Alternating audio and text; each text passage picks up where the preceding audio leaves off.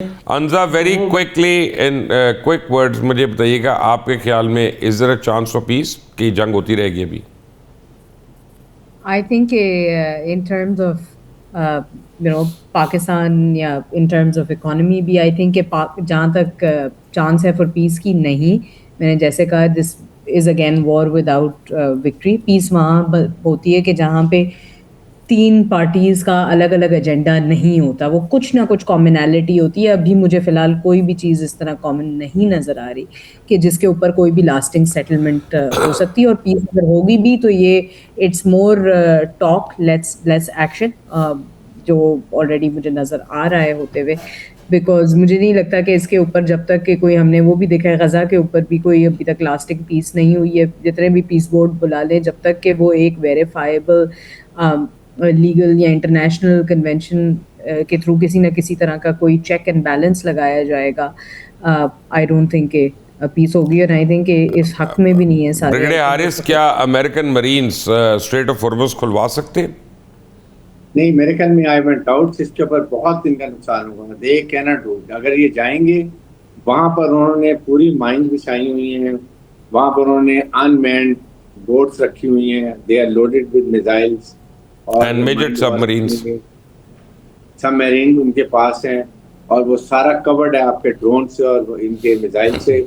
ये इतनी कैजुअलिटीज इनकी होंगी, यू विल सी। और इसके साथ नॉट ओनली कैजुअलिटीज होंगी बल्कि प्रिजनर्स इनके वहां पर हो सकता है वो कर ले।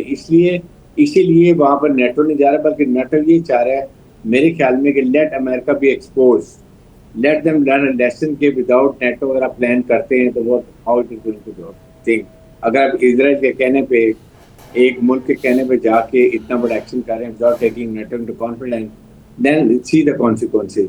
ये मुझे लगता है कि यही नेटो इस वजह से दे आर क्वाइट। और आप देख लें फ्रांस के जो हैं जनरल, वो क्या बातें कर रहे हैं इनके जनरल्स के बारे में, इनकी डिफेंस सेक्रेटरी के बारे में, इनकी वर्क कैबिनेट के बारे में क्या बातें कर रहे हैं, जिस तरीके से बात कर रहे हैं, दे वेरी नॉट। फिर जो वो डेरोगेटरी रिमार्क्स बात करते हैं उनके प्रेसिडेंट के लिए या उनको प्राइम मिनिस्टर के लिए यूके के, तो ये चीजें ही should be mature, very immaturely.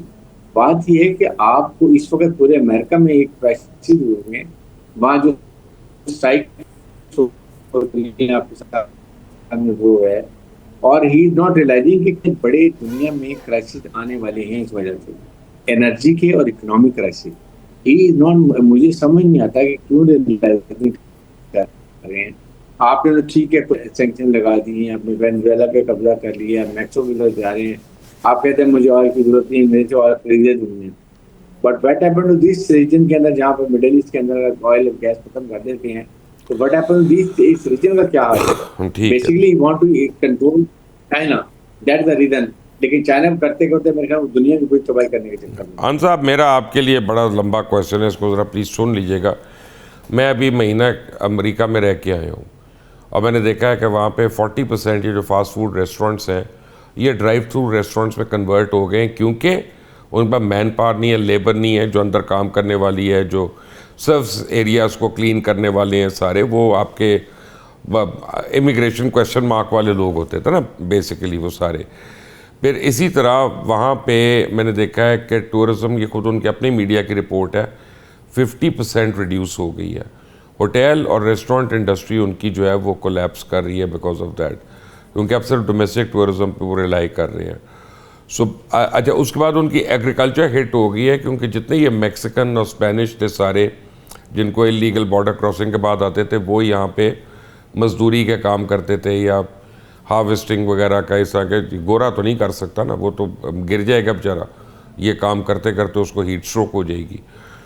तो अब अमेरिका ने क्या किया, उसके ऊपर जो उसका नेक्स्ट डोर नेबर था जिससे उसको उम्मीद थी, कनाडा, उससे लड़के बैठ गया, मेक्सिको से लड़के बैठ गया फॉर डिफरेंट रीजंस। वो जो है ग्रीनलैंड के ऊपर उसने यूरोप को नाराज़ कर दिया। नेटो जो है ऑलमोस्ट अब नॉन एग्जिस्टेंट हो गया, पता नहीं नेटो चलता भी है कि नहीं चलता। पूरे नेटो में हर मुल्क के निकलने की एक शिक मौजूद है, अमेरिका के निकलने की कोई शिक मौजूद नहीं है। So that is practically redundant now NATO जो है।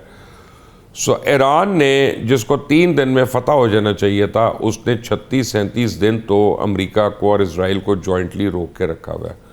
और अभी तक किसी को ये नहीं पता कि कितनी देर और रोकना है या रोक सकता है। लेकिन under the circumstances after this war, do you think the biggest loss will be that of United states? क्योंकि उसकी सुपर पावर स्टेटस जो है वो क्वेश्चनेबल हो गया। देखें, ये तो अमेरिका ने श्योरली रियलाइज कर लिया है अब कि we are no longer living in a unipolar world, in a multipolar world.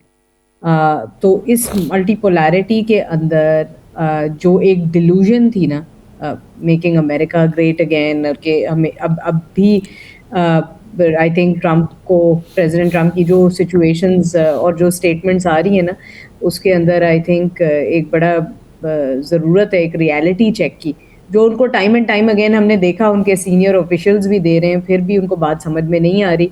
I think कि जिस तरह से वो डिलूडेड हैं, मुझे लग रहा है कि अब अगला तो वो कहीं ये दावा ना कर दें कि मार्स को let's make Mars great again, और वहाँ हमने लिंकन खड़ा कर दिया और वहाँ हमने F-35 भेज दिए हैं और सब कुछ अंडर कंट्रोल। वैसे अगर उनकी अटेंशन वहाँ पे चली जाए तो बहुत अच्छा नहीं है दुनिया के लिए। मैं यही सोच रही हूँ कि काश इस तरह हो जाए।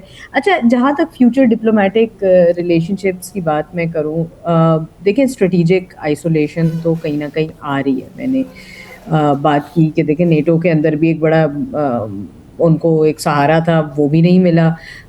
उसके अलावा भी आप देखें कि एक डिप्लोमेटिक प्रेशर जिस तरह वो बिल्ड करना चाह रहे थे, वहाँ से भी नहीं हुआ। ब्रिटिश फॉरेन सेक्रेटरी जो थे कूपर, उन्होंने भी कह दिया कि अमेरिका को इस जंग के नताइज खुद संभालने पड़ेंगे। उसके अलावा ये भी देखा है कि डिफरेंट स्ट्रेटेजिकली जिस तरह भी सपोर्ट उनको चाहिए थी, वो मुश्किल में पड़ गए। अच्छा, इसके साथ साथ आप ये भी देखें कि ये जो टाइमिंग है ये कितनी ज़्यादा सेंसिटिव है कि यूएस प्रेसिडेंशियल इलेक्शन सितंबर 2028 में आने वाले हैं, लेकिन अनकरीब मिड टर्म है।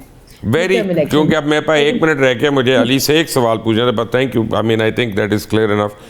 अली, ये तो नहीं है कि आने वाले दिनों में हम ये सोच रहे हो कि 10 F-16 खरीदने से बेहतर है हम 50,000 शायद ड्रोन खरीद लें, वो भी उतनी अंत बचा देते हैं?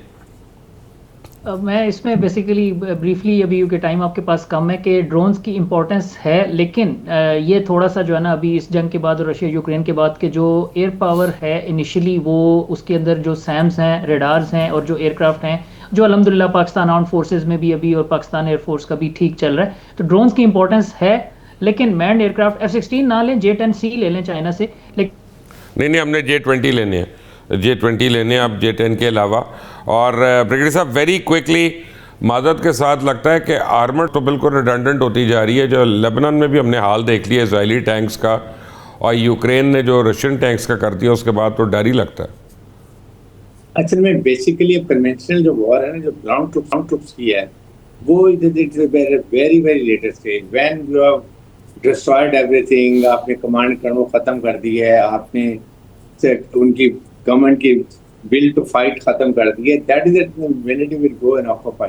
It is only for occupation. Otherwise उसका पर्पस हो नहीं रहा। ब्रिगेडियर हारिस नवाज आपका, स्क्वाड्रन लीडर अली हमजा आपका, अंजा साहब का बहुत बहुत शुक्रिया। नाजरीन, बात यह है कि ये जंग जो है आज रात को बहुत खौफनाक मरहले के अंदर दाखिल हो रही है, और मेरा ख्याल है कि आज रात से ये जो है इस जंग का सबसे ज़्यादा क्रिटिकल मरहला वो जो है वो शुरू हो गया, क्योंकि हमला करने वाले जो हैं वो थक रहे हैं, वॉर फटीक हो रही है, तंग आ रहे हैं। तो कोई डेस्परेट मेजर्स ना हो जाएं, बस अल्लाह ताला हम सब को और अपने मानने वालों को, ईमान वालों को जो अपनी पनाह में रखे।